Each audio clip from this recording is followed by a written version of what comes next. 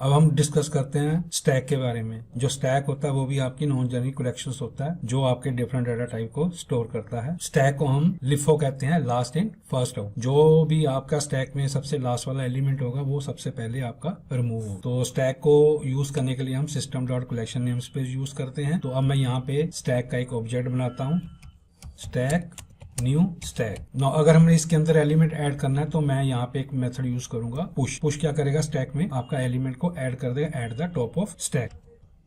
Pose करो, मैं यहाँ पे 10 ले लेता हूँ, यहाँ पे मैं 20 ले लेता हूँ, यहाँ पे मैं 30 ले लेता हूँ, यहाँ पे मैं 40 ले लेता हूँ। नाउ अगर हमने स्टैक के अंदर एलिमेंट को काउंट करना है तो वो मेरे को यहाँ पे क्या आउटपुट देगा, 4 देगा। Stack dot count. अगर मैंने इसके इंडिविजुअल एलिमेंट को असेस करना है तो मैं फॉर ईच लूप यूज करूंगा, ब्रैकेट वार आइटम इन स्टैक। तो यहाँ पे मैं यूज करूंगा console dot right line bracket item.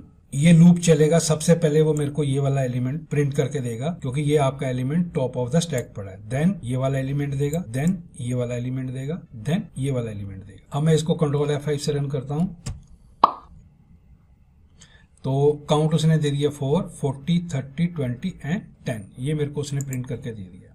अगर मैंने स्टैक में से एलिमेंट को डिलीट करना है तो उसके लिए मैं फंक्शन यूज करूंगा पॉप। पॉप क्या करता है, जो आपका top of the stack element होता है उसको वो डिलीट कर देता है। तो यहाँ पे अगर आपका स्टैक एम्प्टी होगा और मैं उसमें एलिमेंट डिलीट करने की कोशिश करूंगा तो वो मेरे को एरर थ्रो करेगा। तो यहाँ पे मैं एक वाइल लूप यूज करता हूँ, while stack dot count greater than 0। तो यहाँ पे मैं यूज करूंगा स्टैक डॉट पॉप। तो पॉप क्या करेगा, सबसे पहले इस एलिमेंट को डिलीट करेगा तो काउंट 3 हो जाएगा विच इज आल्सो ट्रू। फिर इसको डिलीट करेगा, जैसे काउंट 0 होगा विच इज फॉल्स तो ये लूप से बाहर आ जाएगा और इसकी जितने भी एलिमेंट है वो मेरे को यहाँ पे क्या करेगा, शो काउंट 0 शो करेगा। तो यहाँ पे मैं अब इसको डाल देता हूँ। तो अब इसके आउटपुट देखते हैं। तो उसने मेरे को यहाँ पे 0 दे दिया।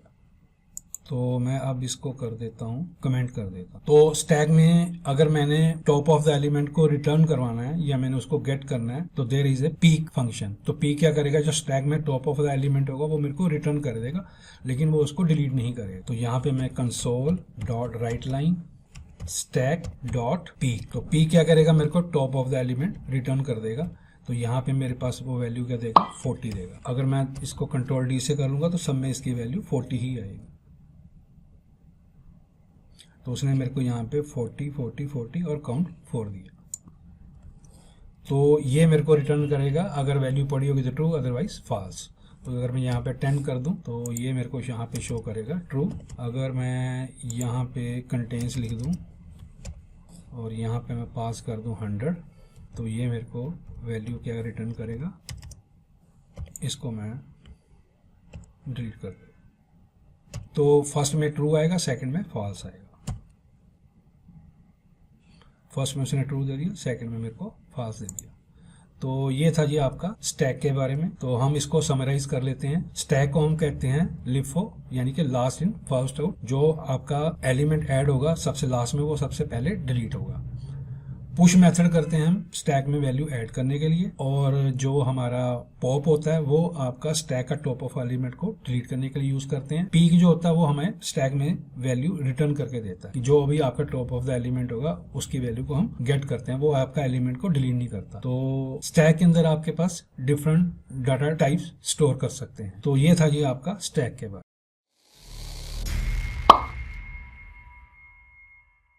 नो अब हम डिस्कस करते हैं what is a hash table. जो आपके हैश टेबल होते हैं they also known generic collection in C#। जो हैश टेबल होते हैं they store the data in the form of की वैल्यू पेयर। हैश टेबल के अंदर जो की होती हैं वो ऑलवेज आपकी यूनिक होंगी और they can not be null. अगर मैंने हैश टेबल पे कोई ऑपरेशन करना है तो मेरे को हैश टेबल का एक ऑब्जेक्ट बनाना पड़ेगा, hash table new hash table. Now there is an add function. Add function क्या करेगा, वो हैश टेबल में वैल्यू को ऐड कर देगा। हैश टेबल डॉट ऐड, जो इसका फर्स्ट आर्गुमेंट होगा वो आपकी क्या होगी, की होगी। तो यहाँ पे मैं की 1 मैं लिखूंगा वैल्यू 1। की 1 पे उसने वैल्यू 1 स्टोर कर रखी है। मैं एक और ले लेता हूँ। अगर मैं यहाँ पे की 1 रख दूंगा तो की 1 मेरे पास यहाँ पे भी है और की 1 मेरे पास यहाँ पे भी है। तो इस केस में वो मेरे को एरर थ्रो करेगा बिकॉज की ऑलवेज आपकी यूनिक होनी चाहिए। तो यहाँ पे मैं इसको 2 कर देता हूँ और वैल्यू में चाहे 1 ही रहने देता हूँ। हैश टेबल, यहाँ पे मैं जो की है वो उसको मैं स्टोर कर लेता हूँ 1 से, और वैल्यू यहाँ पे मैं दे देता हूँ 10।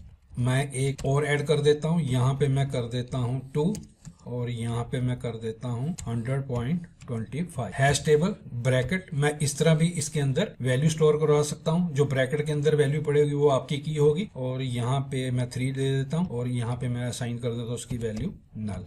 वैल्यू आपकी नल हो सकती है बट नोट द की। अगर मैंने हैश टेबल में जो वैल्यूज पढ़ी हैं, अगर मैंने उसको असेस करना है तो मैं फॉर ईच लूप यूज करके उसकी वैल्यू को असेस कर सकता हूँ। तो यहाँ पे फॉर ईच डिक्शनरी एंट्री, यहाँ पे मैं डाल देता हूँ आइटम इन हैश टेबल, और यहाँ पे मैं इसका बना देता हूँ ब्लॉक। अब मैं इसकी की एज वेल एज वैल्यू को असेस करूंगा। कंसोल डॉट राइट लाइन, इसके अंदर मैं यहाँ पे डाल देता हूँ की, समझाने के लिए, इज इक्वल टू ब्रैकेट 0। तो ये इसका फर्स्ट आर्गूमेंट हो जाएगा, और मैं वैल्यू शो करवाना चाहता हूँ तो यहाँ पे मैं आर्गूमेंट 1 पास कर दूंगा, और यहाँ पे आइटम डॉट जो फर्स्ट आर्गूमेंट है वो मेरा क्या हो जाएगा की, एंड जो सेकंड आर्गूमेंट है वो मेरा हो जाएगा आइटम डॉट वैल्यूज, ये वाली वैल्यू लूंगा। अब अगर मैं इसको रन करूंगा कंट्रोल F5 से, जो भी इसके अंदर वैल्यू पड़ी होगी वो उसको प्रिंट कर देगा।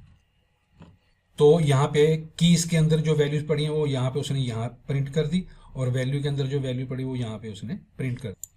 यहाँ से मैं कॉपी कर लेता हूँ और यहाँ पे मैं इसको पेस्ट कर देता हूँ।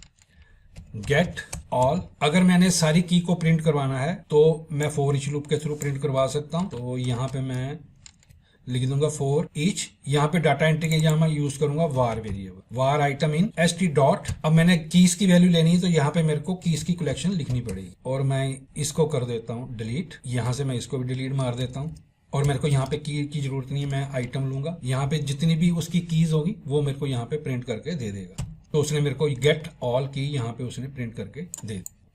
सिमिलरली मैं इसमें इसकी वैल्यू को भी असेस कर सकता हूँ। तो यहाँ पे मैं कॉपी करके पेस्ट कर देता हूँ गेट ऑल वैल्यूज, थोड़ा डिफरेंशिएट करने के लिए इसको स्टार लगा देता। तो कीज की यहाँ पे मेरे पास क्या आ जाएगा, वैल्यूज आ जाएगा, और यहाँ पे मैं वैल्यूज यहाँ पे डिलीट कर देता। तो अब ये मेरे को सारी वैल्यूज प्रिंट करके दे देगा। तो उसने मेरे को यहाँ पे जो भी वैल्यूज थी यहाँ पे उसने मेरे को प्रिंट करके दे दी। हैश टेबल के अंदर फंक्शन होता है रिमूव। रिमूव क्या करता है, वो यूजिंग द की आपकी वैल्यू को डिलीट कर देता है। तो यहाँ पे अगर ht डॉट रिमूव, और यहाँ पे मैं लिख देता हूँ की1, तो वो क्या करेगा, जो हैश टेबल में ये वाली वैल्यू पड़ी है इसको वो डिलीट कर देगा using the assessing the key. तो उसने यहाँ पे की1 और वैल्यू को डिलीट कर दी। मैं अब इसको कॉपी करके यहाँ पे लिख देता हूँ समझाने के लिए।